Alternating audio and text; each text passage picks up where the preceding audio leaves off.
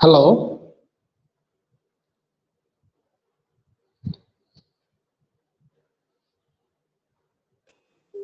Good morning, sir.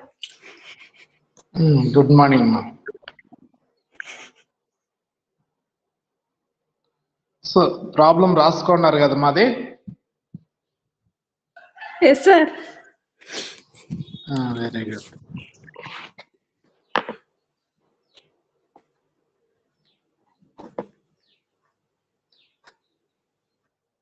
ఇంకా use చేయగలదు.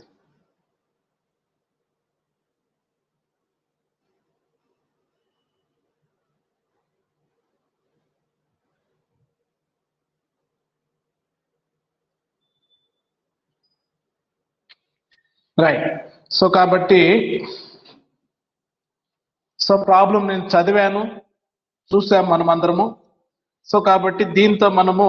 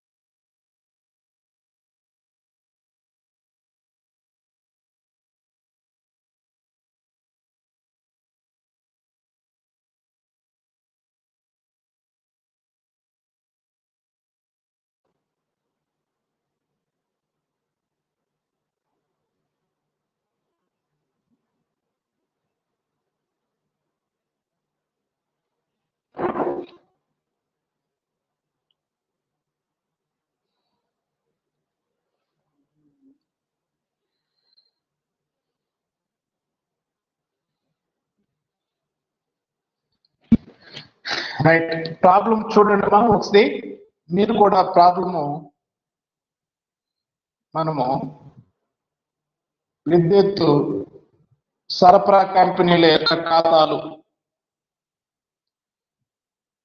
Final accounts of electricity supply company యొక్క final accounts ని మనము చెప్తూ ఉన్నాం. సో మీరు కూడా జాగ్రత్తగా చూడండి, రిమైనింగ్ వాళ్ళు కూడా. రైట్. ఇందుకోసం మనము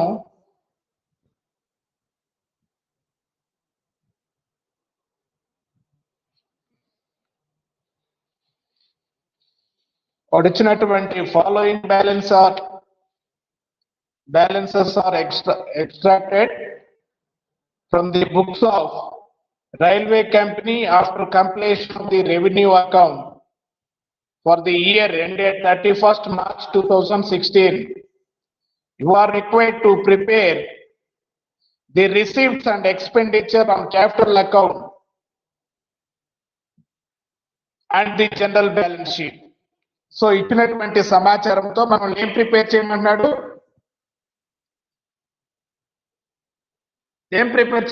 మా receipts and expenditure on capital account, అలాగే ది జనరల్ బ్యాలెన్స్ షీట్. సాధారణ ఆస్తి అప్పులు పట్టి మనం ఇక్కడ రెండు రకాలుగా ఆస్తి అప్పులు పట్టిని, అంటే రెండు దశల ఆస్తి అప్పులు పట్టిని తయారు చేస్తాం. ఎందుకంటే మనము ఈ పబ్లిక్ యూటిలిటీ కన్సర్న్స్ లో సంస్థలైనటువంటి విద్యుత్ సరఫరా కంపెనీలు ద్వంద్వ అకౌంటింగ్ విధానం ప్రకారం ముగింపు లెక్కలు తయారు చేసుకుంటాయి. కాబట్టి ద్వంద్వ అకౌంటింగ్ పద్ధతిని ఎందుకు అన్నాము అంటే, వీళ్ళు ఆస్తి అప్పులు పట్టిని రెండు దశలుగా, రెండు భాగాలుగా తయారు చేస్తున్నారు. ఒకటి మూలధనంపై వసూళ్లు చెల్లింపులు, మూలధనం ఖాతాపై వసూళ్లు చెల్లింపులు, దాన్నే మనం ఇంగ్లీష్ లో receipts and expenditures on capital account అంటున్నాము. మామూలు బ్యాలెన్స్ షీట్, ఆస్తి అప్పుల పట్టి, జనరల్ బ్యాలెన్స్ షీట్ ఇది ఇక్కడ తయారు. దీనికోసం మనము రైల్వే కంపెనీస్ సంబంధించినటువంటి బ్యాలెన్సెస్ వివరాలు తీసుకోవడం జరిగింది. రైట్. అయితే ప్రాబ్లము మనము అయిపోయే ముందు మళ్ళొకసారి లెక్క క్లియర్ గా మీరు అర్థం చేసుకునే దానికి ప్రయత్నం చేయండి. అయితే మనకు ఈక్విటీ షేర్స్ క్రెడిట్ 10 lakhs ఇచ్చున్నాడు. ఈక్విటీ షేర్స్ ఎంత ఇచ్చున్నాడు? 10 lakhs ఇచ్చున్నాడు. సో కాబట్టి మనం ఇక్కడ ఈ 10 lakhs లో 2 lakhs equity shares were also issued at the premium of 10%. అంటే కరెంట్ ఇయర్ లో ఇష్యూ చేశాం. అంటే బిఫోర్ దానికి ముందు లాస్ట్ ఇయర్ ఎండింగ్ లో ఎంత ఉన్నాయట్టు మొత్తం ఇప్పుడు మనకు క్రెడిట్ లో క్యాపిటల్ 10 lakhs ఇచ్చిందంటే రిమైనింగ్ 8 lakhs మనము లాస్ట్ బిఫోర్ ఇయర్ ఎండింగ్ వరకు 8 lakhs ఉంది. ఈ ఇయర్ మనం 2 lakhs ఇష్యూ చేసాము కాబట్టి మొత్తం 10 lakhs అని వాడు మనకి ఇచ్చున్నాడు. 10 lakhs లో ఈసారి ఇష్యూ చేసింది మనం. ఎందుకంటే ఇక్కడ మనము నేను ఆల్రెడీ ఈ receives and expenditures on capital account proforma చూసాం, నమూనా చూసాం. దీని యొక్క ఫామ్ ఎలా ఉంది అంటే క్రెడిట్ సైడ్ డెబిట్లు క్రెడిట్లు ఉంటాయి ఇక్కడ దీంట్లో మూలధనం ఖాతాలు క్యాపిటల్ అకౌంట్. సో కాబట్టి క్రెడిట్ సైడ్ రిసీప్ట్స్, ఆ రిసీప్ట్స్ లో ఫస్ట్ మనం క్యాపిటల్ అంటున్నాం కదా, బై షేర్ ఈక్విటీ షేర్స్. కాబట్టి ఫస్ట్ రూపీస్ కి 3 columns పెడతాం. ఎన్ని కాలమ్స్ పెడుతున్నాం ఇక్కడ? రూపీస్ కి 3 columns పెట్టి ఫస్ట్ కాలంలో వాడు లాస్ట్ ఇయర్ ఎండింగ్ వరకు అంటే మనకి ఎప్పటికి లెక్కేస్తుంది? మార్చ్ 31st, 2016 అంటే మార్చ్ 31st, 2015 ఎండింగ్ లో లేదా 1/4/2015 లో ప్రారంభంలో ఉన్నటువంటి లేదా గత సంవత్సరం ముగింపులో ఉన్నటువంటి ఆస్తుల వరకు ఎంత ఉన్నాయో తీసుకుని దానికి ఒక కాలము, ప్రస్తుత సంవత్సరం ఇష్యూ చేసిన దానికి ఒక కాలము, టోటల్ రెండింటికి కలిపి అంటే గత సంవత్సరం ఎండింగ్ వరకు ఉన్నటువంటి దానికి ఒక కాలము తీసుకొని ప్రస్తుత సంవత్సరము మనకి ఎంతైతే ఇష్యూ చేసామో దానికి ఒక కాలం పెట్టి రెండింటికి కలిపి ఇలా 3 columns లో చూపిస్తారని చెప్పాను. సో కాబట్టి ఆ విధంగా ఉండేట్టుగా మీరు ఈ receipts and expenditure on capital account proforma గీయండి. హలో, ఏమో అర్థమవుతుందా చెప్పేది?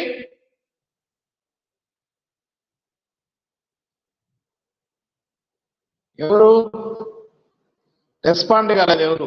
శిరీష, సంధ్య, లీలాశ్రీ, తులసి కుమార్, గోపి, ఐశ్వర్య, అశోక్. ఓన్లీ 2 గ్రూపులు కమెంట్ చేసిన 8 members ఉన్నారు. ఏమ్మా లీలాశ్రీ?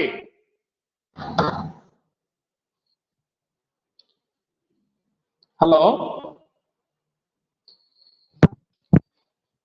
Hello, good morning. మా వినబడటం లేదా వాయిస్? నాది క్లారిటీ లేదా? వాయిస్ వినబడటం లేదా? ఏమన్నా వినిపిస్తుంది సార్. చెప్పమ్మా, వినిపిస్తుందా లేదా? వినిపిస్తుంది సార్. మరి ప్రాబ్లం ఏద్దాం. ప్రాబ్లం రాసుకున్నారు కదా అది?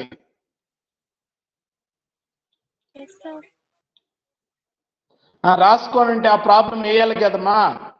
మనం already receipts and expenditure and capital accounts proforma గురించి నేను లాస్ట్ క్లాస్ లో చెప్పాను. కాబట్టి దాని సైడ్ డెబిట్ సైడ్ పర్టికులర్స్ అంటే expenditure debit side 3 columns rupees కి, credit side receipts 3 columns rupees కి చెప్తాను. కాబట్టి ఫస్ట్ మీరు నమూనా గీసి పెట్టండి.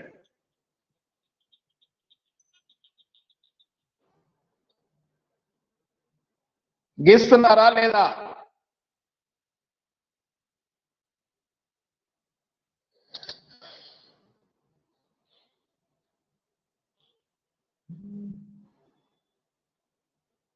హలో,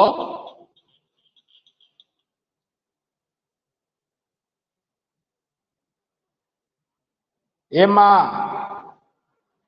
అశోక్, ఐశ్వర్య, గోపి, తులసి కుమార్, లీలాశ్రీ, ఏమ్మా లీలాశ్రీ, సంధ్య, శ్రీలత, మీరు క్లాస్ కి ఊరికి ఏదో ఏదేదో కొల్లబోతుంది అన్నట్టుగా వింటున్నారేమో. డైలీ మీ క్లాసులు ఆన్లైన్ లోనే జరుగుతాయి, ఇప్పుడల్లా మీకు ఆఫ్లైన్ జరిగేది లేదు. ఇంటికాడ కూర్చొని మీకు రెగ్యులర్ క్లాస్ కి ఎలాగైతే అటెండ్ అవుతారో క్లాసు బుక్స్ అన్ని తీసుకొని క్లాస్ టైంకి అటెండ్ కావాలి అని నేను చాలా రోజుల నుంచి చెప్తూ ఉన్నాను మీకు. ఇంకా మీరు సెపరేట్ కాలా?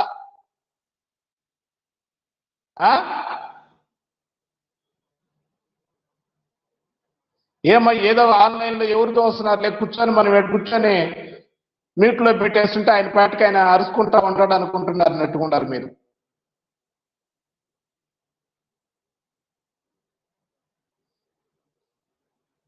సార్ రాసుకుంటాం చెప్పేదానికి ప్రొఫార్మా వేసి పెట్టుకోలేదా? దాని ప్రకారం చూసి గీతలు కొట్టుకునే తెలియమా మీకు?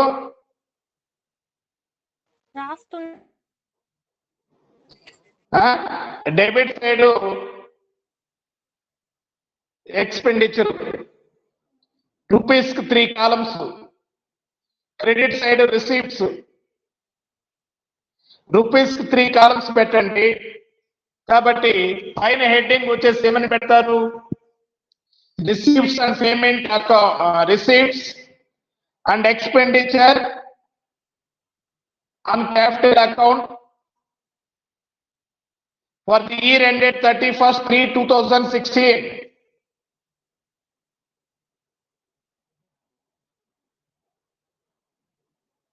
రాస్తున్నారమ్మా లీలాశ్రీ? టేబుల్ గీసారనైనా అయిపోయిందమ్మా. రైట్, పైన హెడ్డింగ్ పెట్టారా? Receipts and expenditure on capital account for the year ended 31st/3/2016 అని హెడ్డింగ్ పెట్టాలి. Right, debit side expenditure first కాలంలో, అలాగే రూపీస్ కి 3 కాలమ్స్ ఉండాలి. మీకు ఎలా వీలైతే అలా, మీకు సరిపోతే పేజీ బుక్ సరిపోతుందంటే 3 కాలమ్స్ రూపీస్ వదిలేసి నిలువు వరుసకైనా వేసుకోవచ్చు, లేదా మన మామూలు ల్యాండ్స్కేప్ లో ఇలా బుక్ అడ్డం పెట్టైనా వేసుకోవచ్చు, మీ ఇష్టం అది. రైట్, సో కాబట్టి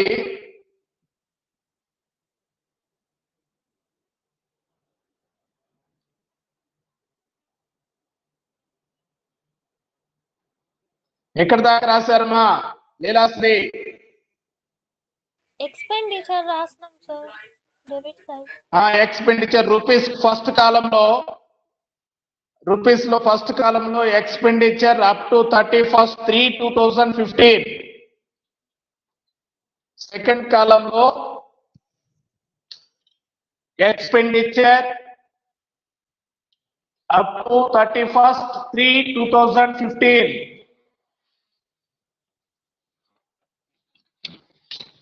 రాశారా? సెకండ్ కాలంలో expenditure during the year, expenditure during the year.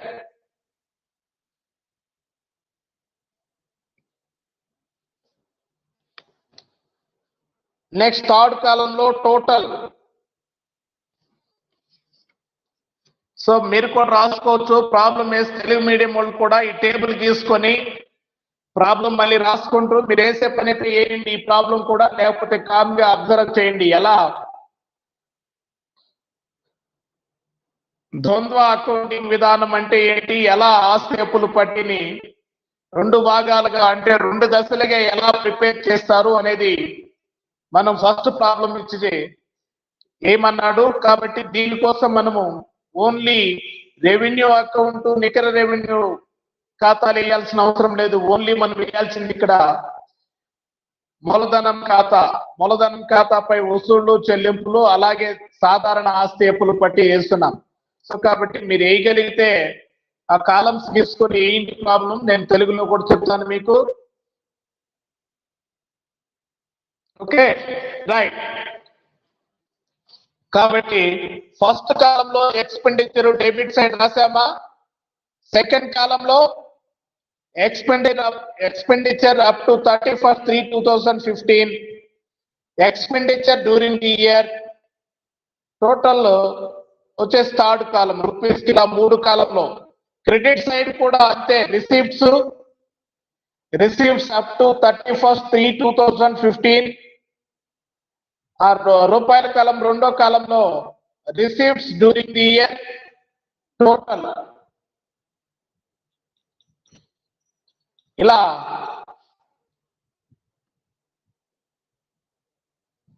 Rupees కి 3 వరుసలు కొట్టుండాలి, 3 కాలమ్స్ ఉండాలి. గీసారమ్మా లీలాశ్రీ? చెప్తున్నాను ఏమేమి గీశారు. expenditure up to 31st 3/2016, expenditure during the year total, sir. Mali receipts up to 31st 3/2016, receipts during the year total, sir. Okay మా, అలా 3 columns ఉండాలి rupees కి. ఓకేనా రైట్. సో కాబట్టి ఫస్ట్ మనకు క్రెడిట్ సైడ్ రిసీప్ట్స్ ఎంత ఉన్నాయో వేద్దాం, దానికి సంబంధించినటువంటి ఎక్స్పెండిచర్స్ వేద్దాం. ఇది ప్రాసెస్. కాబట్టి ఏమేమి రిసీప్ట్స్ ఉన్నాయి క్రెడిట్ సైడ్, ఇక్కడ డెబిట్ క్రెడిట్లు ఉంటాయి. బ్యాలెన్స్ షీట్ మూలధనం ఖాతాలో డెబిట్లు క్రెడిట్లు ఉంటాయి. కాబట్టి క్రెడిట్ సైడ్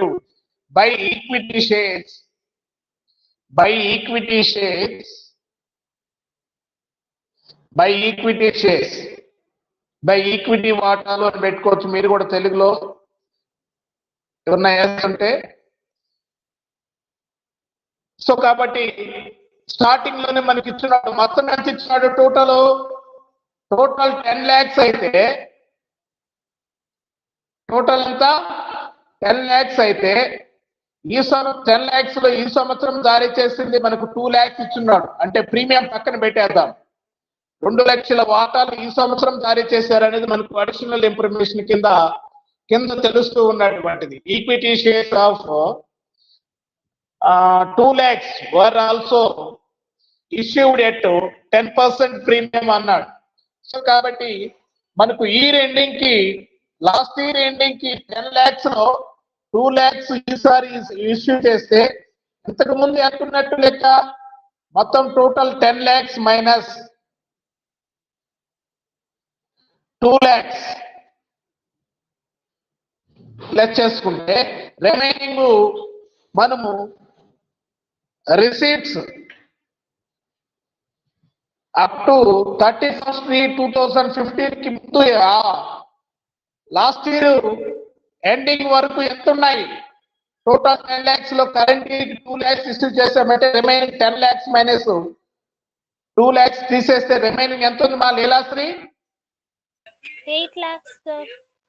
కాబట్టి రిసీప్ట్స్ అప్ టు 31st 3/2015 ఆ కాలం కింద ఎంత రావాలి? 8 lakhs.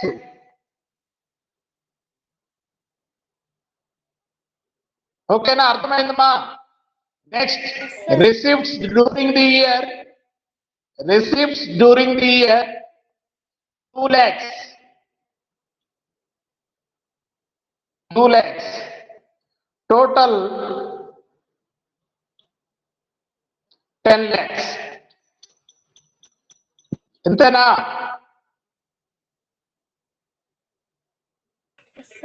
అర్థమైందమ్మా? సో కాబట్టి మనకు 10 lakhs టోటల్ ఎక్కడిచ్చింది, వచ్చినటువంటి బ్యాలెన్సెస్ పర్టికులర్స్ ఇచ్చినాడు 10 lakhs ఈక్విటీ షేర్స్ అని. ఈక్విటీ షేర్స్ లో ఈ సంవత్సరం current year during the year మనము 2 lakhs ఇష్యూ చేసామంటే రిమైనింగ్ 10 lakhs లో ఇంకెంత ఉంది? 8 lakhs ఉంటుంది. 8 lakhs లాస్ట్ ఇయర్ ఎండింగ్ వరకు జారీ చేసినటువంటి మొత్తము issue of equity shares is equal to 8 lakhs కాబట్టి దాన్ని మనం 8 lakhs ని receipts up to 31/3/2015 8 lakhs, receipts during the year 2 lakhs, total 10 lakhs. Total enta 10 lakhs. Next, by 6% preference shares. By 6% preference shares, total ఇచ్చినాడు ఏడా total 6 lakhs లో ఈ సంవత్సరము during the year there was an issue of 1,50,000 of 6% preference shares at 4 అంటే సమవిలువకు జారీ చేసినారు 1 లక్ష కాబట్టి 6 లక్షల టోటల్ మనకు ప్రిఫరెన్స్ షేర్స్ ఉంటే ఈ సంవత్సరం కరెంట్ ఇయర్ 1,50,000 ఇష్యూ చేస్తే 1,50,000 తీసేస్తే లాస్ట్ ఇయర్ ఎండింగ్ వరకు ఎంత ప్రిఫరెన్స్ షేర్స్ ఎంత జారీ చేస్తున్నారు ప్రిఫరెన్స్ షేర్స్ ద్వారా ఎంత రిసిప్ట్స్ ఉన్నాయి అంటే 4,50,000 during the year 1,50,000 total 6 lakhs total ఎంత 6 lakhs సో కాబట్టి రాసుకోండి by preference shares 6% preference shares first కాలంలో 4,50,000 ఫస్ట్ కాలంలో అంటే అప్ టు 31/3/2015 అలాగే during the year receipts during the year 1,50,000 total 6 lakhs total ఎంత 6 lakhs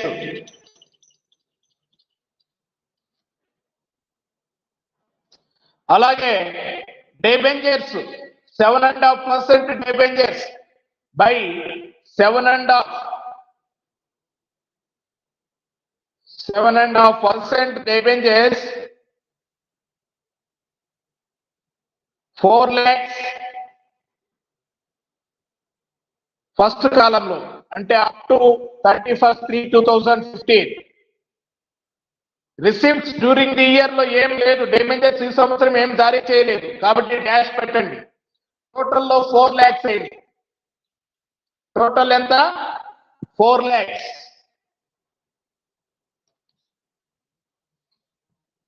next by share premium ఇక్కడ additional information లో మనకి ఎక్కడ ఇచ్చినట్టు చూడండి ఈ సంవత్సరం జారీ చేసినటువంటిది 20 లాస్ట్ ఇయర్ 35 ఉండాలి 35 ఎక్కడ ఉంది మనకి ఇక్కడ షేర్ ప్రీమియం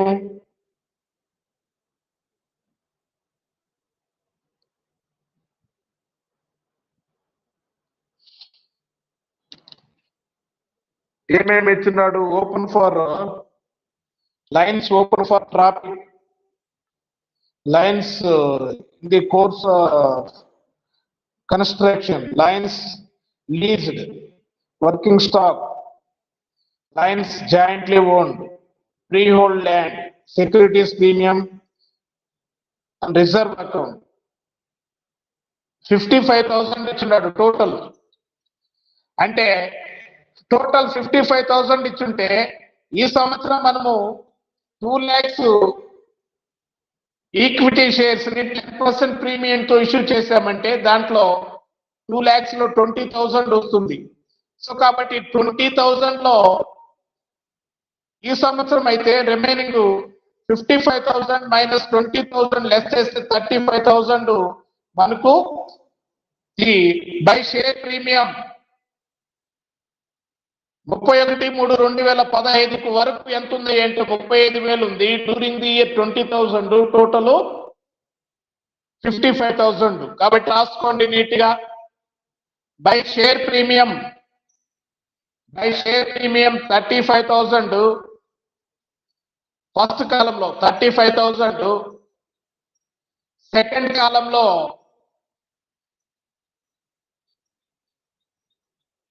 20,000 టోటల్ 55,000 మా లీలాశ్రీ అర్థమవుతుందమ్మా? అర్థమవుతుందా? అర్థమవుతుందా? అర్థమైంది సార్.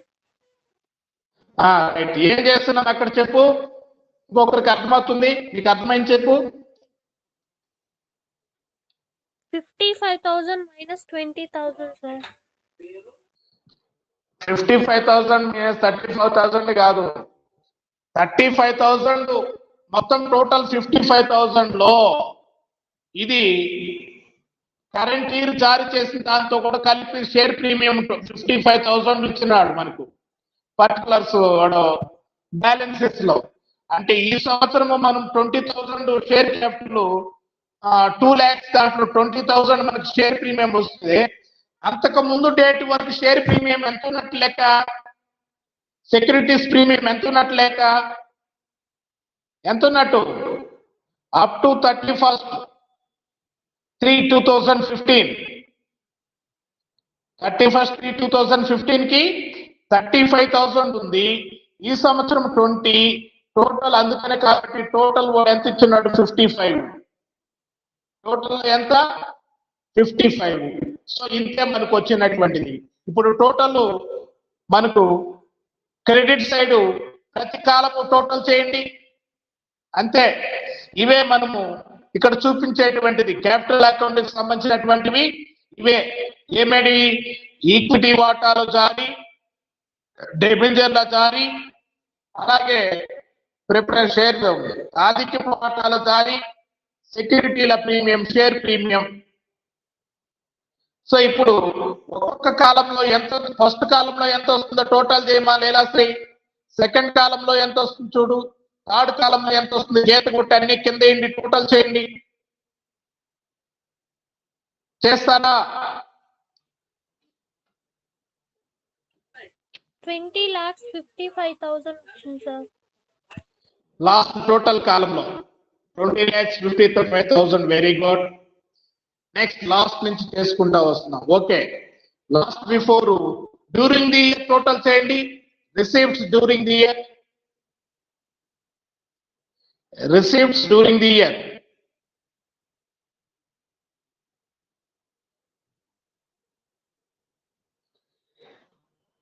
$2 lakhs, 1,50,000, 20,000 మొత్తం 3,70,000. 3,70,000.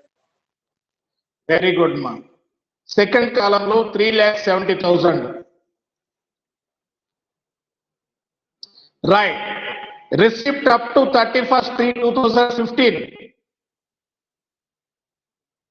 దాన్ని కౌంట్ చేయండి. Total 8 lakhs, 4,50,000, 44 lakhs, 35,000. 650, 16,000, 16,85,000. 16,85,000. రైట్. ఇది మనం చేసాం. ఇక్కడ వరకు మనకు అర్థమైంది ఏం లేదు. ఇక్కడ కూడా ఈక్విటీ వాటాలు ఇచ్చినాడు. మొత్తం టోటల్ 10 లక్షలు. అంటే ఈ సంవత్సరం జారీ చేసింది మనకు తెలుసు. ఈ సంవత్సరం ఎంత జారీ చేశాడంట? 2 లక్షలు. అంటే ఇంతకు ముందు ఎంత జారీ చేస్తున్నాడు? 10 లక్షలు ఉంటే ఇంతకు ముందు అంటే 2015 సంవత్సరం ముగింపుకి, అంటే ఎప్పుడు ముగుస్తుంది అక్కడ? మార్చి 31, 2015 చివరి వరకు 8 లక్షలు జారీ చేస్తుంటే ప్రస్తుత సంవత్సరం 2 లక్షలు జారీ చేశాడు. కాబట్టి మొత్తం 10 లక్షలు అయింది. అలాగే 6% ఆధిక్యపు వాటాలు చూడండి, 6% preference shares, 6% preference share total 6 lakhs ఇచ్చాడు. ఓకే, కరెంట్ ఇయర్ మనం ఇష్యూ చేసినటువంటిది వచ్చేసి 1,50,000. అయితే up to 31/3/2015 previous year ending వరకు ఎంత జారీ చేస్తున్నాడంటే మనకు అనుకున్నది 4,50,000. అలాగే 7.5% డిబెంచర్స్, బై 7.5% డిబెంచర్స్ 4 lakhs అంటే ఉన్నాయి. టోటల్ కూడా 4 lakhs అంటే ప్రస్తుత సంవత్సరం ఏమి జారీ చేయండి. అలాగే బై షేర్ ప్రీమియం టోటల్ 55,000 లో మనం ఈ సంవత్సరం 2 లక్షలకు జారీ చేసినటువంటి వాటాల మీద 10% ప్రీమియం అంటే 20,000 ఈసారి కరెంట్ ఇయర్ ఉంటే ప్రీవియస్ ఇయర్ ఎంత ఉన్నట్టు 35,000 ఉన్నట్టు. కాబట్టి టోటల్ ఈ విధంగా మనము ఫస్ట్ కాలంలో 6,85,000, 3,70,000 సెకండ్ కాలంలో, థర్డ్ కాలంలో 20,65,000, 20,65,000 ఇది మనకు వచ్చినటువంటిది. రైట్, ఇది టోటల్ రిసీప్ట్స్ క్రెడిట్ సైడ్. అలాగే డెబిట్ సైడ్ చూడండి, ఎక్స్పెండిచర్. మనం అక్కడ కూడా expenditure up to 31st 2015, expenditure during the year, total expenditure total అని పెడితే చాలు. రైట్, సో ఇక్కడ ఏం రాసుకోవాలి?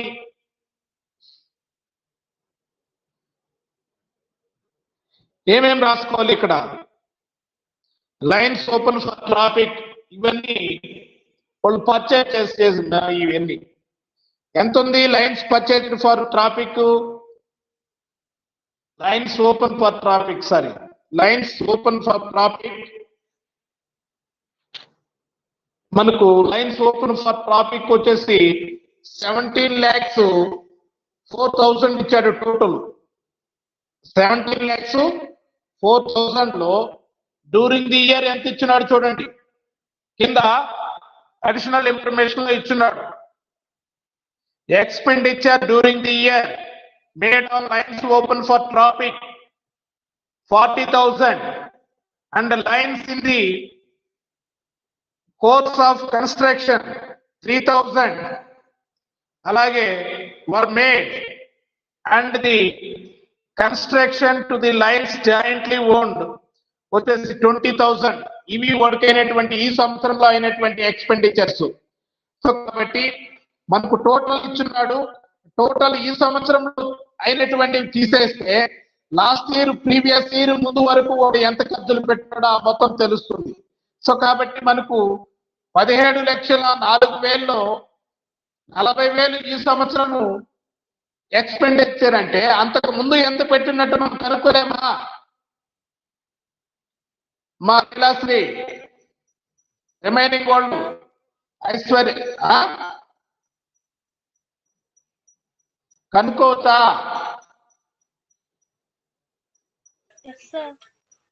ఎట్ట కనుక్కోవచ్చుమా?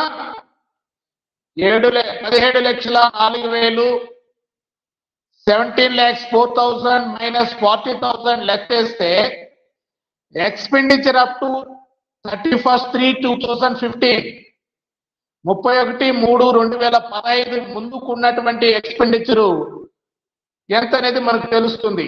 కాబట్టి టోటల్ కాలంలో 17,04,000 వేసుకోండి, డ్యూరింగ్ ది ఇయర్ 40,000 వేసుకోండి. దానికి 17,04,000 లో నుంచి 40,000 తీసేస్తే ఎంతైతే ఉంటుందో దాన్ని ఫస్ట్ కాలంలో వేసుకోండి. ఎంత వస్తుందో చెప్పాలి మా లీలాశ్రీ నాకు. 1,34,000 సార్. ఎంతమా? 1,34,000 సార్. మా తప్పు చెప్పిన ఆయన, నేను 17,04,000 అది 17,04,000 నుంచి 40,000 లెక్క చేస్తే నేను 7 lakhs లేకపోతే 1,70,000 అని చెప్పాను, లేదు కదా. 17,04,000 17,04,000 17,04,000 మైనస్ 40,000 లెస్ చేయి. లెక్క రాసుకుంటారు. లెక్కన చెప్పుంటే ఫిగర్స్ 16,64,000. Very good. కాబట్టి 2 lines open for traffic, 2 lines open for traffic, 16,64,000. 16,64,000. During the year 40,000. Total of 17,04,000. 17,04,000. అర్థమైందా? Yes sir. Lines open for traffic. 2 lines open for traffic. ఎంత ఎక్స్పెండిచర్ చేశారు వాళ్ళు? 31/3/2015 ప్రీవియస్ ఇయర్ ఎండింగ్ వరకు, గత సంవత్సరం ముగింపుల వరకు వాళ్ళు 16,64,000 ఖర్చు పెట్టుంటే ఈ సంవత్సరం 40,000 ఖర్చు పెట్టారు. టోటల్ వచ్చేసి 17,04,000, 17,04,000 ఇది వాళ్ళు పెట్టినటువంటిది. So next second one, lines are construction. Lines on construction, lines in the course of construction అని ఇచ్చినాడు 10,000. ఈ 10,000 లో కరెంట్ ఇయర్ కూడా అడిషనల్ ఇన్ఫర్మేషన్ కింద ఇచ్చున్నాడు. ఏమిచ్చినాడు? Lines open for traffic 40,000 and lines in the course of construction 3,000. Total 10,000 లో 3,000 year తగ్గిందంటే గత సంవత్సరం ముందు వరకు కూడా ఎంత ఎక్స్పెండిచర్ చేశాడు lines on course of construction కి? 7,000. కాబట్టి టోటల్ ఎలా వేసుకోవాలి ఇక్కడ అంటే మనం రాసుకోండి, 2 lines on construction,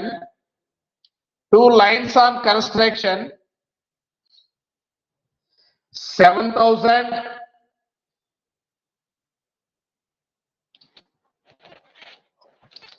during the year కాలం కింద 3,000, టోటల్ కాలం కింద 10,000. టోటల్ కాలం కింద ఎంత? 10,000. అర్థమవుతుందమ్మా? సో కాబట్టి మొత్తం ఇచ్చినటువంటి మనకు ఆవిడ వచ్చినటువంటి ట్రయల్ బ్యాలెన్స్ లో మనకి ఏమి ఇచ్చినాడు అక్కడ? 10 lakhs అని ఇచ్చినాడు total expenditure lines open for construction course of construction.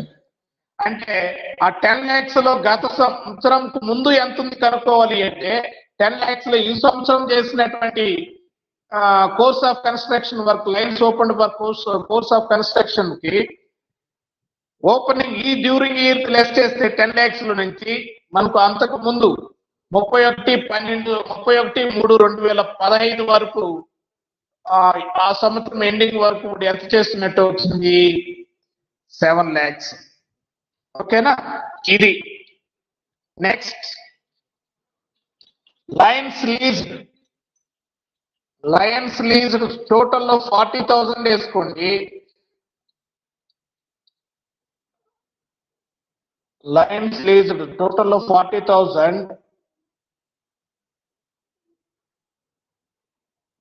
Last నుంచి వేసుకుంటూ వస్తున్నారా? సరే, ఫస్ట్ లో కూడా ఫస్ట్ ఎక్స్పెండిచర్ అప్ టు 31/3/2015 ఆ కాలంలో కూడా 40,000. ఎక్స్పెండిచర్ డ్యూరింగ్ ది ఇయర్ కాలంలో లేదు, డాష్ పెట్టండి.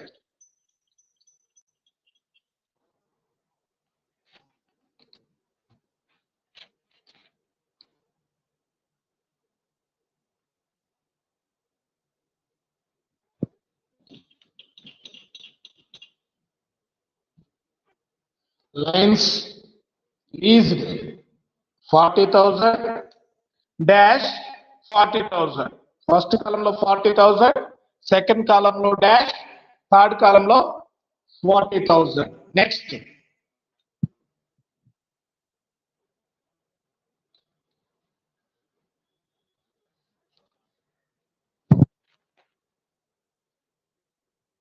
వర్కింగ్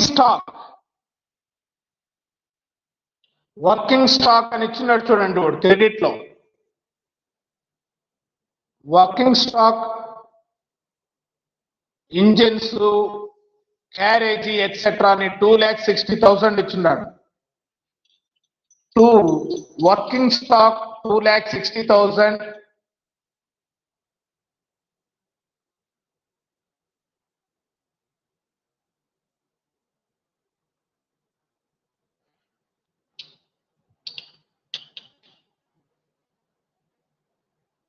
సెకండ్ కాలంలో లేదు, డాష్ పెట్టుకోండి. టోటల్ కాలంలో వచ్చేసి 2,60,000, 2,60,000.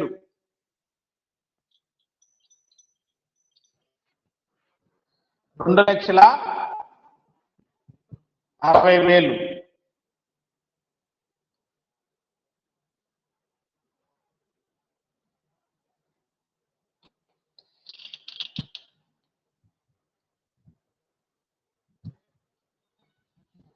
నెక్స్ట్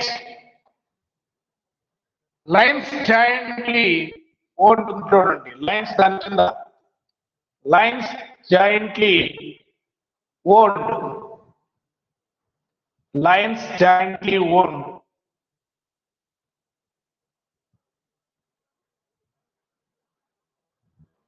₹1,00,000 ఇచ్చినాడు మనకి ఇక్కడ.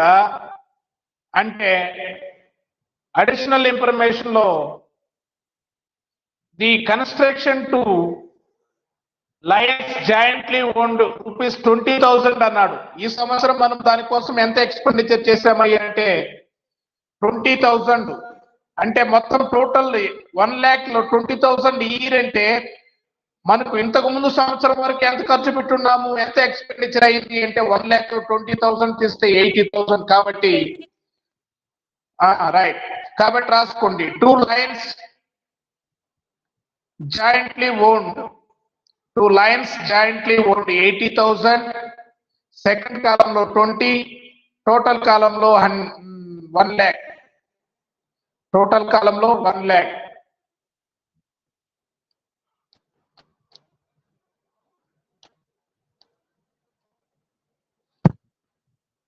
Next freehold land, freehold land, freehold land 25,000 first కాలంలో, సెకండ్ కాలంలో లేదు, డాష్ పెట్టండి. ఈ సంవత్సరం మనం ఏం కొనలేదు. ఫ్రీ హోల్డ్ ల్యాండ్ టోటల్లో 25,000, 25,000.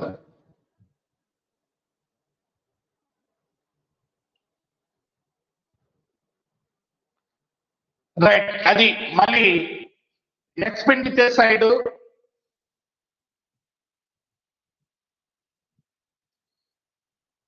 lines opened for traffic 16,64,000, 40,000. Second కాలంలో, థర్డ్ కాలంలో 17,04,000. Next 2 lines on construction 7,000, 3,000, 10,000. 2 lines leased 40,000 dash 40,000. Working stock 2,60,000 dash మళ్ళీ 2,60,000. Lines jointly owned 80,000, current year దాంట్లో 20,000, టోటల్ 1,00,000. అలాగే freehold land 25,000, current year ఏం లేదు, టోటల్ కూడా 25,000. So ఇప్పుడు టోటల్ చేయండి, ఎక్స్పెండిచర్ సైడ్ 3 కాలమ్స్ టోటల్ చేయండి.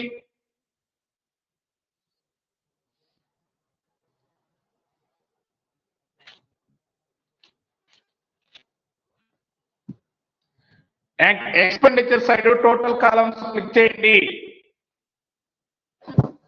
18,16,000. ఏదమ్మా? First column sir. First column ఎంత చేసిన ఫిగర్ చూడు.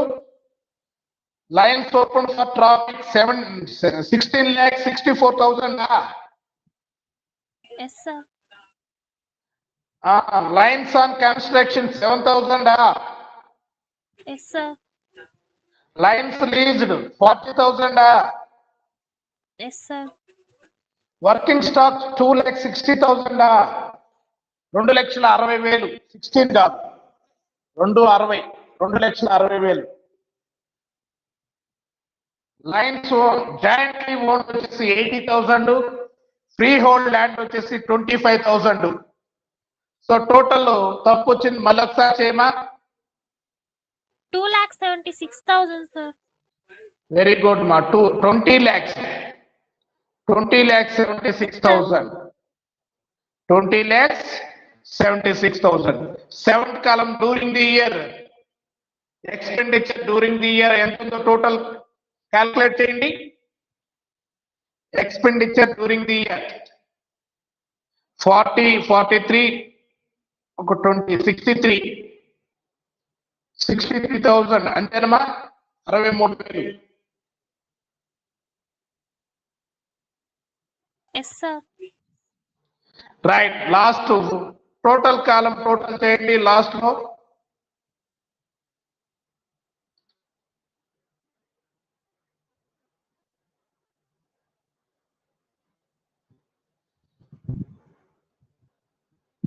ఎంత వస్తుందమ్మా?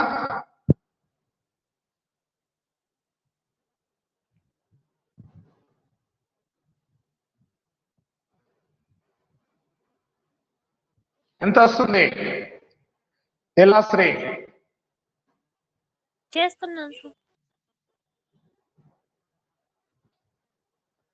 7 lakhs, 17 lakhs, 4,000, 10,000, 40,000, 2 lakhs, 60,000, 1,000, 25,000.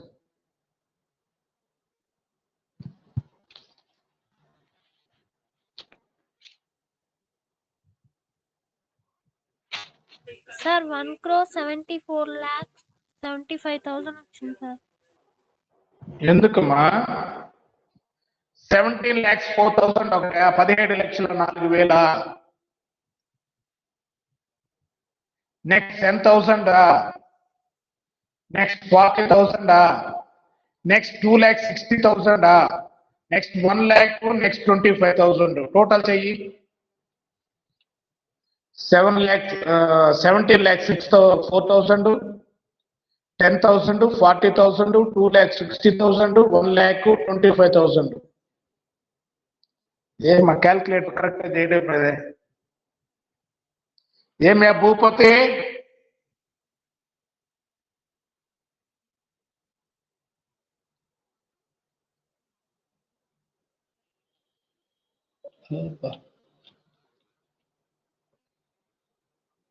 ఎంతమా? సార్ 21,39,000 వచ్చింది సార్. మరి ఇందాక 1 crore ఎట్లా వేసుకున్నావు? ఎంత వేసుకున్నావు? మిస్ అయిపోయింది సార్. అమ్మా మిస్ అయిపోయింది సార్. ఓకే ఓకే నేను 21,39,000. లీలాశ్రీ అంటే పూర్ణిమ వాళ్ళ చెల్లెలువా? Yes sir. మీ కోట? Yes sir. Okay okay right. చూడండి ఇప్పుడు. రైట్. ఇక్కడ టోటల్ కాలంకి అక్కడ టోటల్ కాలంకి డిఫరెన్స్ ఇది కొంచెం కిందకి చేసుకొని ఉండాలి. ఏది ఎక్కువ ఉంది చూడండి టోటల్ కాలంలో. ఇక్కడ 21,39,000 వచ్చింది. అక్కడ రిసిప్ట్ సైడ్ టోటల్ కాలం ఎంత వచ్చింది? ఎంత వచ్చిందమ్మా? 20,55,000 వచ్చింది సార్. రైట్. రెండింటి మధ్య ఈ 21,39,000 మైనస్ 20,55,000 లెస్ చేస్తే డిఫరెన్స్ అమౌంట్ ఎంత వస్తుంది చూడు.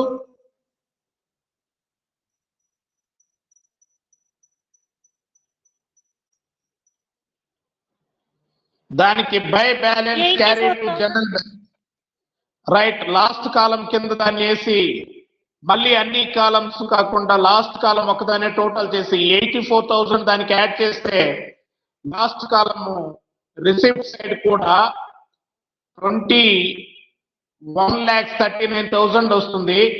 ఈ 84,000 కి ఏం రాస్తారంటే by balance carry down to general balance sheet.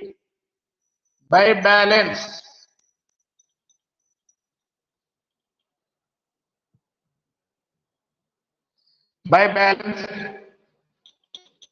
carried to general balance sheet.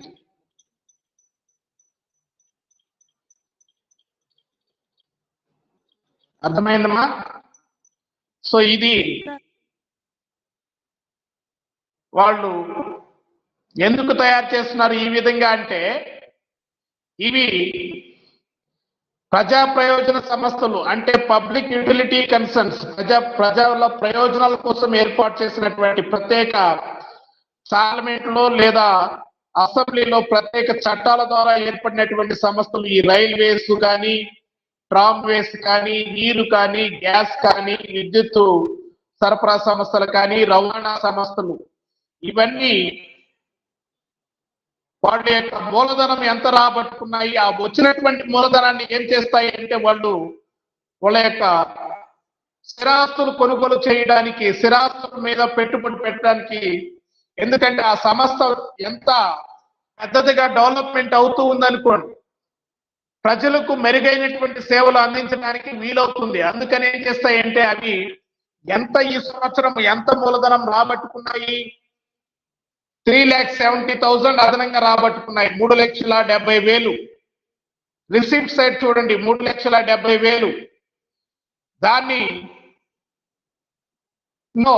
ఎలా వాడుకున్నాయి అంటే ఈ సంవత్సరం ఎక్స్పెండిచర్స్ పెట్టినటువంటివి వాళ్ళు పెట్టినటువంటిది 40,000 lines open for traffic, 3,000 lines on construction, 20,000 lines own jointly. Remaining మొత్తం అంతకుముందు పెట్టున్నారు కొద్దిగా, అంతకుముందు లాస్ట్ ఇయర్ కొంచెం ఖర్చు పెట్టుకున్నారు. సో అవన్నీ పోను వాళ్ళకి రిసిప్ట్స్ లో 84,000 మిగిలింది. దీనికి balance carry to general balance sheet అని 84,000 రాశాం. అయితే ఇక్కడ మనకు టోటల్ ఎక్స్పెండిచర్ టోటల్ మొత్తం ఎంత వచ్చిందో 21,39,000. ఇది అసెట్ సైడ్ చూపిస్తారు. ఇక్కడ టోటల్ రిసిప్ట్స్ ఉండేటువంటిది ఎంత ఉంది? Total receipts 20,55,000. 84,000 యాడ్ చేయక ముందు ఉండేటువంటి మొత్తం నేను చెప్పేది 20,55,000. దీన్ని వాళ్ళు క్యాపిటల్ రిసిప్ట్స్ కాబట్టి లయబిలిటీ సైడ్ చూపిస్తారు. ఓకేనా? అలా లేకుండా మనకి ఇప్పుడు ఈ బ్యాలెన్స్ షీట్ లో తర్వాత జనరల్ బ్యాలెన్స్ షీట్ లో వాడు ఏం చేశాడంటే వాడు లయబిలిటీ సైడ్ ఈ 20,55,000 అసెట్ సైడ్ 21,39,000 చూపించకుండా ఈ డిఫరెన్స్ అమౌంట్ కూడా చూపించచ్చు, అట్టు కూడా చేయొచ్చు. డిఫరెన్స్ అమౌంట్ ఎంత ఉంది? రిసిప్ట్ సైడ్ ఎక్కువ ఉంది. ఎంత ఉంది? 84,000 ఉంది. కాబట్టి 84,000 ఏ సైడ్ చూపించాలి? 84,000 ఏ సైడ్ చూపించాలి?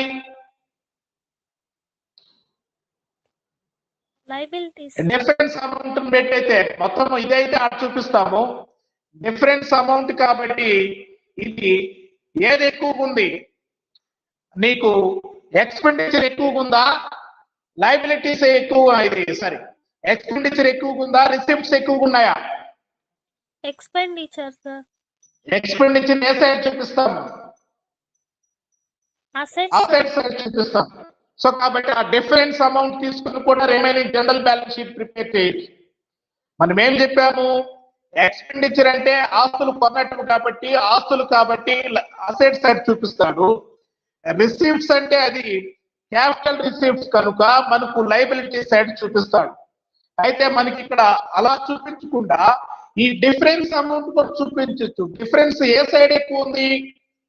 డెబిట్ సైడ్ ఎక్కువ ఉంది. అంటే డెబిట్ సైడ్ ఎక్స్పెన్సెస్ ఎక్కువగా ఉన్నాయి కాబట్టి వాళ్ళకు వచ్చినటువంటి రిసిప్ట్స్ కన్నా ఎక్స్పెండిచర్ ఎక్కువగా ఉంది. అంతకు ముందే ఖర్చు పెట్టుకున్నాడు. ఈ సంవత్సరం 3,70,000 అధికంగా జారీ చేస్తే దానికి ఈ సంవత్సరం వాడు ఖర్చు పెట్టింది 63,000. రిమైనింగ్ ఇంకా ఎక్కువ ఖర్చు పెట్టింది ఎప్పుడే అంటే లాస్ట్ ఇయర్ ముందే ఖర్చు పెట్టేస్తున్నాడు. కాబట్టి ఈ 3,73,000 పిలిచినా కూడా ఇంకా ఎంత తక్కువ వస్తుంది అంటే టోటల్ కి మనకు 84,000 డిఫరెన్స్ వస్తుంది. అంటే వాడు రిసిప్ట్స్ కన్నా ఎక్స్పెండిచర్ ఎక్కువగా ఉంది. సో కాబట్టి దాన్ని ఎక్స్పెండిచర్ అంటే అసెట్స్ కొనడానికి కాబట్టి దాన్ని డిఫరెన్స్ అమౌంట్ ని ఎక్స్పెండిచర్ కింద చూపి రిమైనింగ్ జనరల్ బ్యాలెన్స్ షీట్ వేస్తాడు. కాబట్టి దీన్ని టైం అయినట్టు ఉంది. రేపు క్లాస్ లో చెప్తాను. ఇది వరకు మీకు అర్థం చేసుకోండి. Receives and expenditure on capital account అర్థమైతే జనరల్ బ్యాలెన్స్ షీట్ ఈజీగా మనం వేస్తున్నాం. కాబట్టి ఎప్పుడు వ్యాపార సంస్థలకు వేసేటువంటి జనరల్ బ్యాలెన్స్ షీటే. ఓకేనా? దాన్ని రేపు క్లాస్ లో చెప్తాను. ఇది ఫస్ట్ మీకు ఇక్కడ వరకు అర్థమైందా లేదా? ఇక్కడ వరకు మీకు అర్థం చేసుకునే దానికి ప్రయత్నం చేయండి. ఏమ్మా లీలాశ్రీ? ఓకే మా ఒకసారి బాగా ప్రాక్టీస్ చేయమ్మా. ప్రాక్టీస్ చేయండి. మళ్ళీ మీకు మనకు ప్రాబ్లమ్స్ లో ఎందుకంటే ఇది ఫస్ట్ ప్రాబ్లం కాబట్టి చాలా సింపుల్ గా ఇచ్చాడు. మనము revenue account, net revenue account వేసిన తర్వాత మామూలుగా క్యాపిటల్ అకౌంట్ అంటే receipts and expenditure on capital account వేయాల్సి వస్తుంది. కాబట్టి మనకు పూర్తి క్లారిటీగా బాగా అండర్స్టాండింగ్ వస్తే మనము తర్వాత వాటితో అన్నిటితో పాటు revenue account, net revenue account తో పాటు capital account, general balance sheet ఇవన్నీ వేయాలి. కాబట్టి దీని రిమైనింగ్ అన్ని కావాలి. ప్రాఫిట్ అండ్ లాస్ అకౌంట్ కి రెవెన్యూ అకౌంట్ కి పెద్ద డిఫరెన్స్ ఉండదు. ఇదొకటే ఒకరు మారింది కాబట్టి దీన్ని ఇక్కడ వచ్చేటువంటి అంశాలు క్రెడిట్ సైడ్ ఏమొచ్చాయి, రిసిప్ట్స్ అంటే ఏమేమి చూపించాము, ఇంకా క్రెడిట్స్ ఉన్నాయి అవన్నీ జనరల్ బ్యాలెన్స్ షీట్ లో చూపిస్తాం ఏమ్మా. అలాగే ఇక్కడ ఎక్స్పెండిచర్ అంటే ఏమేమి చూపించామో ఆ క్లారిటీ ఉండాలి. బాగా అర్థం చేసుకోండి. బాగా 2-3 సార్లు ప్రాక్టీస్ చేయండి. మనకు బాగా అర్థమైన తర్వాత రేపు క్లాస్ లో ఈ బ్యాలెన్స్ షీట్ చెప్పి తర్వాత ప్రాబ్లమ్స్ చేద్దాం. ఓకేనా? Okay right.